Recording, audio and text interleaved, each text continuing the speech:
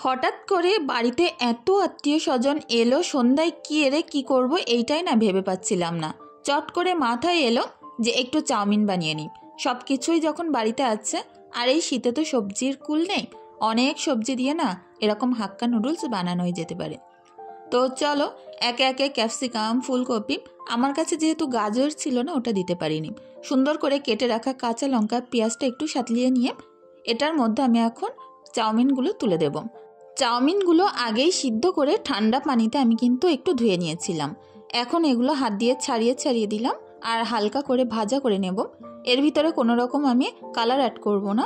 তো একটা ডিম ফেটিয়ে দিলাম, সেটাকে সুন্দর করে ভাজা বাদাম আর চাউ মিক্স মশলা এটা দিয়ে সুন্দর করে নাড়িয়ে চাড়িয়ে কোনো রকম হলুদ না দিয়ে সাদা সাদাই নামাবো। আর এটাই হচ্ছে হাক্কা নুডলসের আসল মেন কারণ। এখানে দিয়েছি চিংড়ি মাছের চপ, পেঁয়াজ, কাঁচা লঙ্কা দিয়ে একটু সরিষার তেলের মুড়ি মাখিয়েছি। বাদে করে নেবো একটুখানি লাল চা। দেখো এগুলো একটু আস্ত দিয়েছি অল্প মুড়ির সাথে।